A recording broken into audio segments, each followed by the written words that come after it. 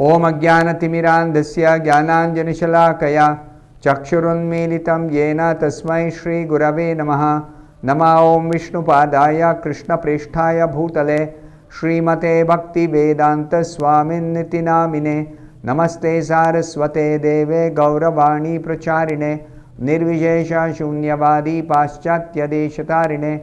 Jaya Shri Krishna Chaitanya Prabhu Nityananda Shri Advaita Gadadhara Srivasadi Gaura Bhakta Vrinda. Hare Krishna Krishna Krishna Hare Hare Hare Rama Rama Rama Hare Hare. Om Namo Bhagavate Vasudevaya. Narayanam Namaskritya Naram Chaiva Narottamam Devim Saraswatim Vyasam Tato Jayam Udirayet. In this session, we'll be discussing from the 32nd and the 33rd verses of the 16th chapter of the first canto of Srimad Bhagavatam. These two verses are given together. I shall read them first, the two verses, and then we will hear the translation of the two verses given together. And then we'll discuss from the purport.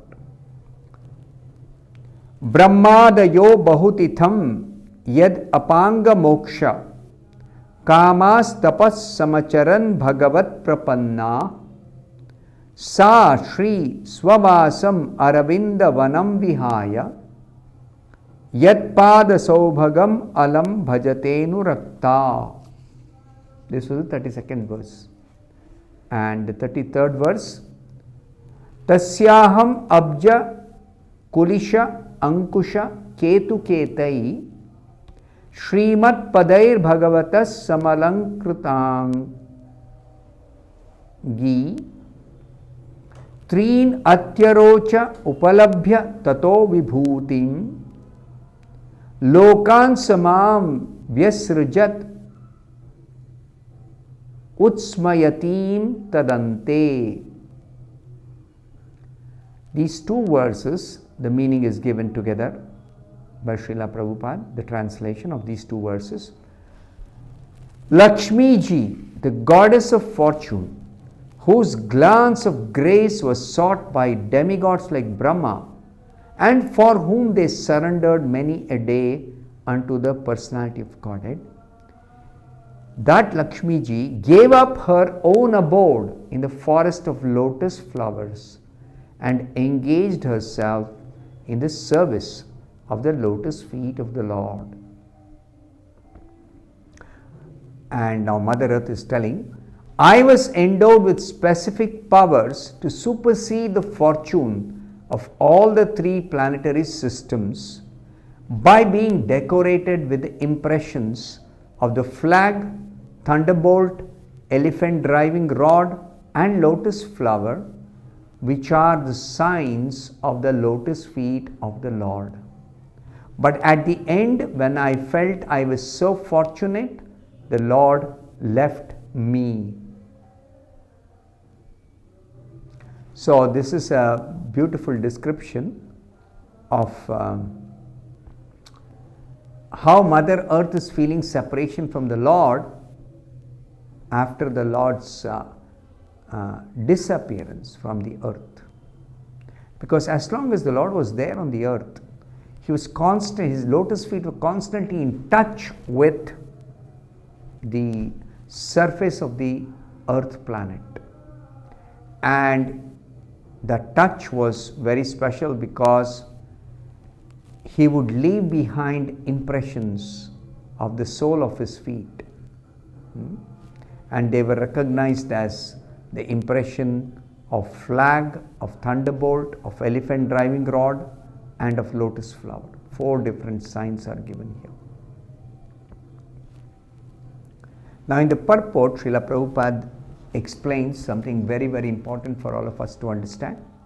He says, the beauty and opulence of the world can be enhanced by the grace of the Lord and not by any man-made planning. We think that by our own efforts at utilizing the resources of nature and controlling material nature in such a way that everything is favorable for our enjoyment here. we forget the actual control of the Supreme Lord over material nature and over us and over everything else. That we forget. So, when there is the mercy or grace of the Lord, there is no scarcity of anything for the whole material existence, and the beauty and opulence of the world can be enhanced significantly by getting the mercy of the Lord, His merciful glance. When the Lord Sri Krishna was present on this earth, the impressions of the special signs of His lotus feet were stamped on the dust. Whenever Krishna is to walk, so He would leave behind impression of His feet. And especially in Vrindavan, the other inhabitants of Vrindavan were very conscious of Krishna's footprints, that when they are walking in Vrindavan, if there is a footprint of Krishna which is recognized by the symbols of a flag, thunderbolt, elephant driving rod and lotus flower, then they will not disturb that impression. They will walk away from that. So, the earth was beautified by these impressions. And as a result of this, what happened? The whole earth was made as perfect as possible. The earth became a wonderful place for all its inhabitants. It is described here, in other words, the rivers, the seas, the forests, the hills and the mines, which are the supplying agents for necessities of men and animals, were fully discharging their respective duties. So this is very, very important. We depend on supplies of nature for our subsistence and for our civilization to flourish. But that supply is sometimes curtailed if we become sinful. And if we are pious, that supply is in abundance.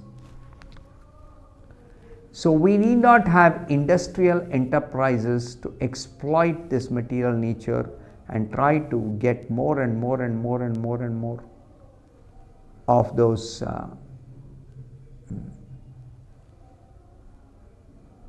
different resources for our own enjoyment. We don't have to endeavor or struggle to acquire them. We simply have to do our duty as explained in the scriptures towards the Supreme Lord. When Krishna was present, because of Krishna's presence itself, the riches of this earth planet surpassed all the riches of all other planets in the three planetary systems of the universe.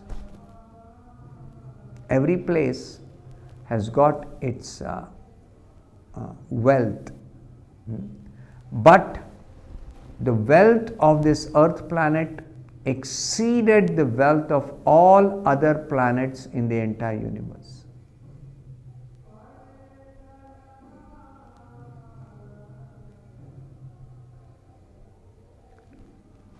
Therefore, Prabhupada says, one should ask that the grace of the Lord always be present on earth so that we may be favored by His causeless mercy and be happy, having all the necessities of life for living comfortably and enjoying life without any scarcity. So, then one may ask, how can we detain the Supreme Lord on this earth after His mission is fulfilled and He has left this earth for going to His own abode? When He was present, because of the footprints of the Lord, everything was in abundance, all supplies were in abundance. That's described already in a previous chapter. So Srila Prabhupada says that there is no need to detain the Supreme Lord in this material world. Why? Because the Lord is actually omnipresent. He is always present, everywhere. But if we want Him, He can be present in a way that we can perceive His presence. We can perceive His presence by the way He is approached by us.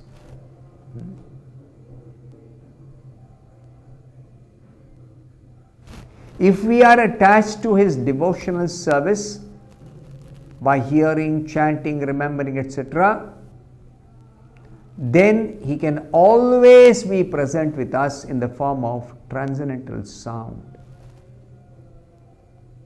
Transcendental sound.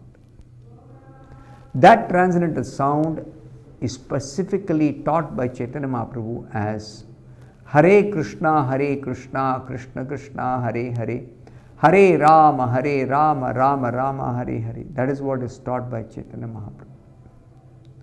So, very easy way of having the presence of the Lord in this world, by which we can get immense amount of benefits from the Lord, and even without our asking, the Lord will give.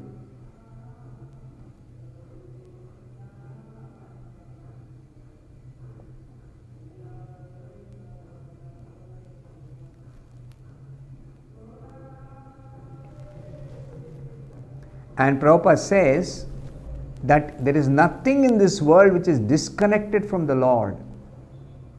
So we should learn how to excavate the source of connection, and that way we be linked up with Him always through devotional service. Everything is connected with the Lord because everything belongs to the Lord. He only has created everything. So simply by the sound representation of the Lord, the Hare Krishna mantra, we can always be connected with Him. Simply vibrate the tongue. Hare Krishna, Krishna Krishna, Hare Hare. Hare Rama, Rama Rama, Hare Hare. We are connected with Him through this sound. Because the holy name of the Lord in the form of this Hare Krishna mantra, and the Lord Himself, the Supreme Personality, Transcendental Personality, they are identical. And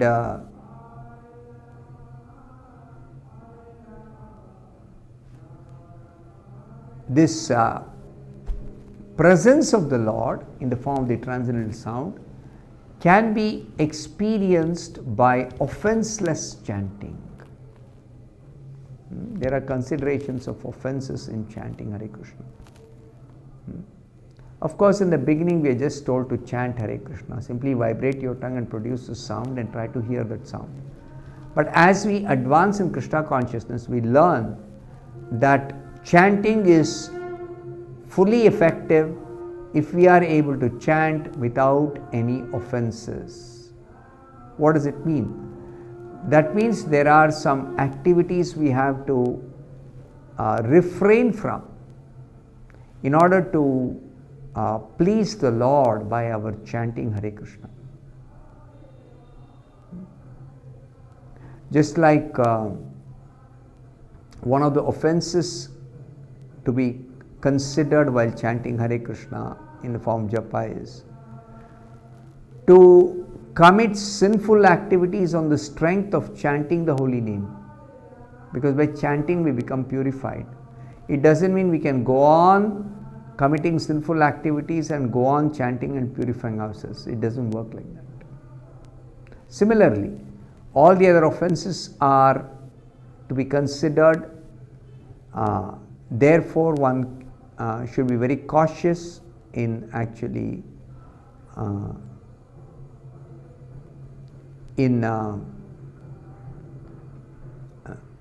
avoiding offenses and chanting offenselessly. Thereby, immediately we are able to feel the presence of the Lord. So I'll stop here. Thank you very much. Hare Krishna.